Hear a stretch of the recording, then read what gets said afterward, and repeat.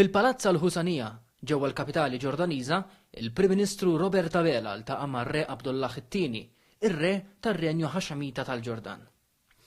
Dr. Abela stqar li din iż-żjara toffri opportunità biex jissaħħu r-relazzjonijiet bilaterali bejn iż-żewġ pajjiżi li fi kliemu jgawdu minn rispett reċiproku u storja ta' kooperazzjoni. F'dan il-kuntest ġew iffirmati numru ta' ftehimiet li fost oħrajn se jwittu triq biex tiġi stabbilita Kummissjoni Ekonomika Konġunta Permanenti. Apparti minn dan ġie ffirmat ftehim dwar kooperazzjoni teknika fl-oqsma tal-enerġija u l-ilma, ftehim separat tal-kollaborazzjoni fis-settur tat-turiżmu u ftehim favur kollaborazzjoni fis-settur tal-arkivjar u l-lingwa Maltija. Lil minn dan, iż-żewġ naħat iddiskutew is-sitwazzjoni fil-Lvant Nofsani, b'mod partikolari is-sitwazzjoni li qed tkompli tiddeterjora f'Gaza. What is happening in Gaza, as we had the opportunity to discuss before, is very worrying. I had the experience of spending around a couple of hours with some very young children who traveled to Malta to be given the best level of medical care. I truly appreciate that you have also offered us to assist them in giving them the best level of care.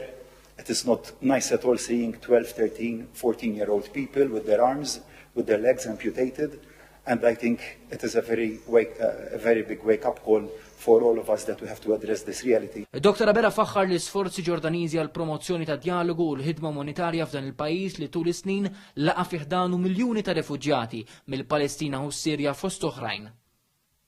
Fl-ewwel ġurnata ta' din iż-żjara uffiċjali il-Prim Ministru Abela żar ukoll il-kamp tar-refuġjati Al-Zatari li għati kien lil madwar 80,000 refuġjat li ħarbu mis-Sirja.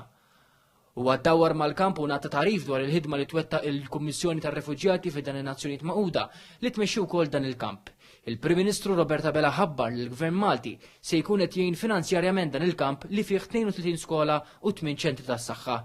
Il-Prim Ministru Abela ltaqa' wkoll ma' tfal f'dan il-kamp u qatta ftit ħin magħhom waqt li kienu jilagħbu l-ballun. Aktar tard il-Prim Ministru Abela, akkumpanjat mill-Ministru għall-Wirt Nazzjonali, l-Arti u l-Gvern Lokali u Bonnici, iltaqgħu wkoll mal-Prim Ministru Ġordaniż Ġafar Ħasan.